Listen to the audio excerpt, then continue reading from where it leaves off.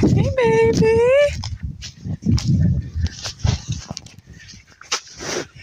How you doing? Sweetie? Let's see your udders. My goodness, you growing. You gonna have a baby. I think she might go earlier than May. Come here. Come here. Yeah.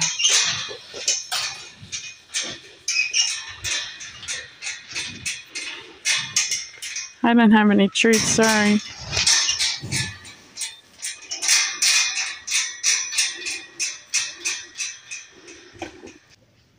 Hello, Christina from RC Farm here. Today, I am planting garlic in the middle of winter. Now, I know you're supposed to plant it in the spring or the fall, but hear me out. We have been having some really mild winter days here, and my original garlic that I planted in the fall, this little culprit behind me, Coral, she came through and dug it all up, and so I was not going to have any garlic this year. And while I was just kind of accepting of that, we had some really mild days, and I thought, you know, if I could get the garlic in the ground and a good layer of mulch on top of it before it freezes up again, because this ground is not frozen right now. So if I could get it in the ground before the ground freezes up again, and get a good layer of mulch on top, I should be able to, the garlic should have some opportunity to go through that stratification freeze and hopefully produce big bulbs. Now, you can plant garlic in the spring when it warms up, but your bulbs won't get as big.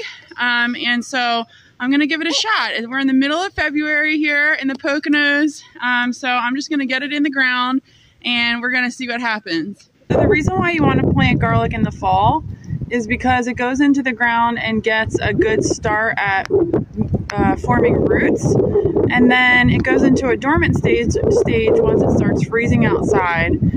And then it overwinters, and in the spring it'll be one of the first things that starts to come up and out of the ground, and it has a longer period of time to grow into a bigger bulb.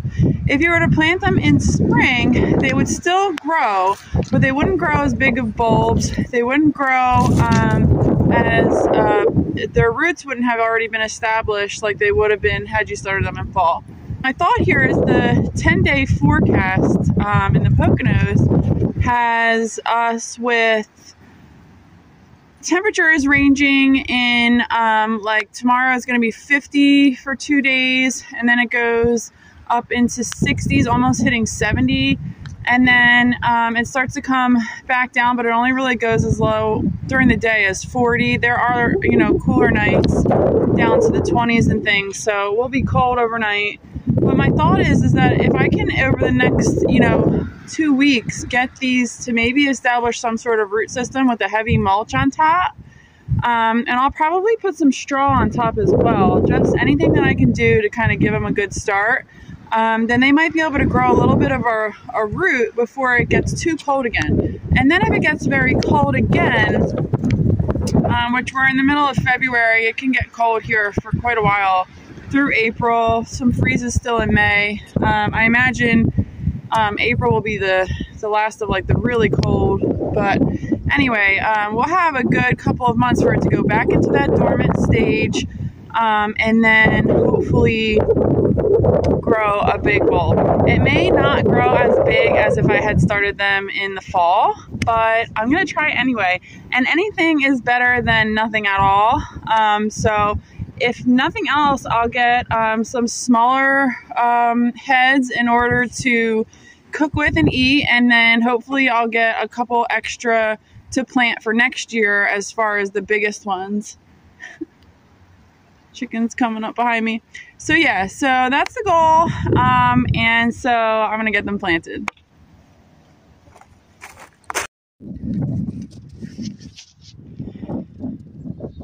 Chickens are in the garden.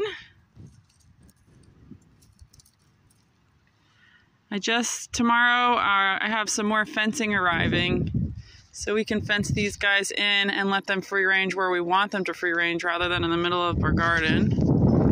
Lily got all sorts of friends.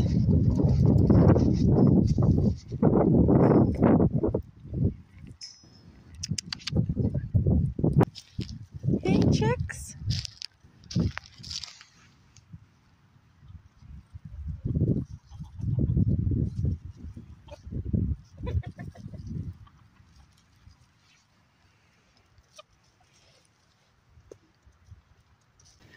So I have two different types of garlic.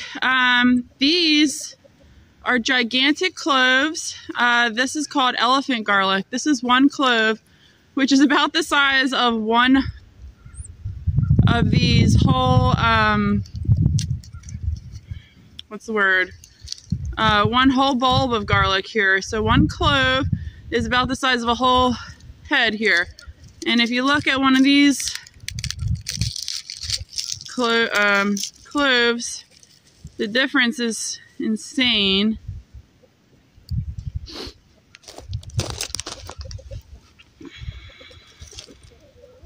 Go. So here's the two different types of garlic that I'm planting. Let's get them in the ground.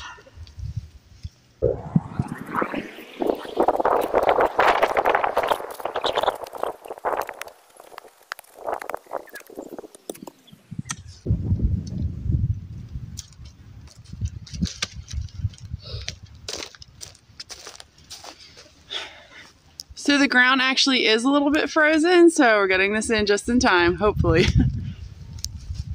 I'm just gonna put these in the ground face up like this.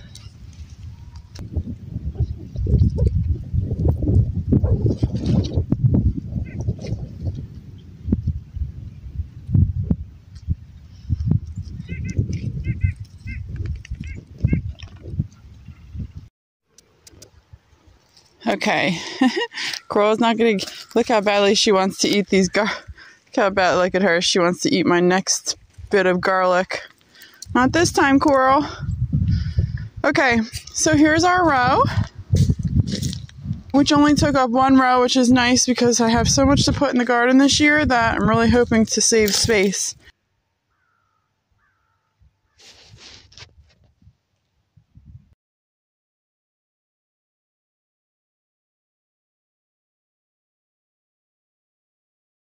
Okay, they're in.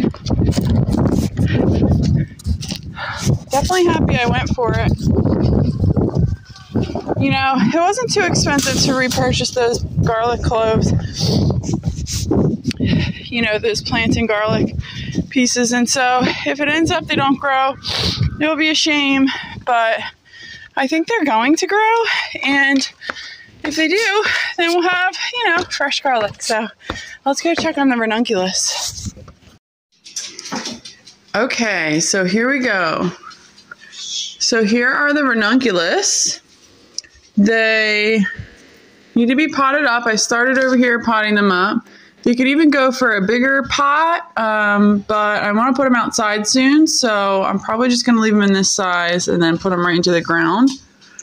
And then we also have anemones in the back.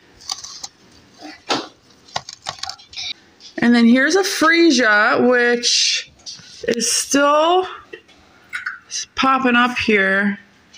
This is my basil plant. When you go to the store, side squirrel note here, when you go to the store and you buy basil, leave the bottom leaves and then it will grow back, which it's already started to grow back. Isn't that cool? Anyway, there's a couple more freesias still popping up. So hopefully we get more out of those. But this one looks really good. And then we have a lot of broccoli. There's purple broccoli, broccoli rabe. It's doing well. They need to be separated. They're usually two. Like every seed I planted came up. I usually put 2 per pot just in case one doesn't come up, but they all came up. And then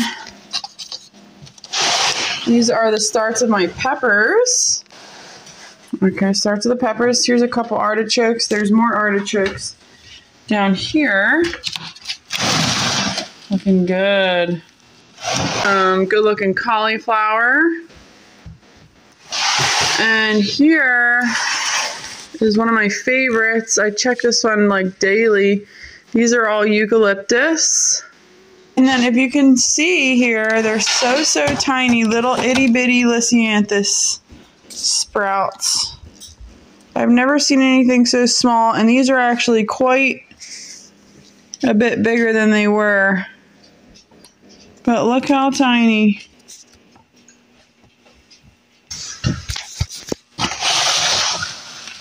Just the start of a couple things. This is some lettuce, some iceberg lettuce. I put in some more different types than we talked about earlier. Some just coming up, you know, they're just starting to pop up. Some crisp mint, which is like a romaine, some bok choy. These are nice. Oh, these are new for me. I'm just seeing this for the first time. Arugula. Not many things make me more excited than seeing my little sprouts come up.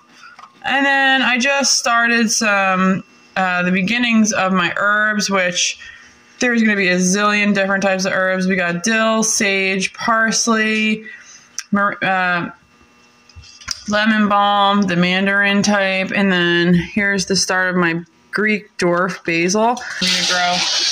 And then we have our kale. Nice. We got black kale. Looking real good. And look, that's like our first kale leaf. That's so exciting.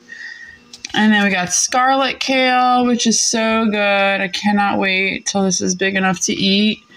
Look at the beautiful, I don't know if you can see it. It looks a little washed out, but that is like a bright purple pink.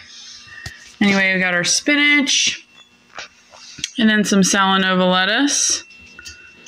So this is also really beautiful with some really pretty reds and stuff in there. So anyway, this is how the seedlings are doing. A little update just to show you how they're doing. And I'll look forward to the next steps. This week we are going to be putting up maybe some row covers, and we're going to be working on our cow house, building that a lot bigger, and also a maternity ward for the pigs. And if you want to see how that garlic does and you feel like following along, please do. So I hope you have a great evening, and I'll see you next time.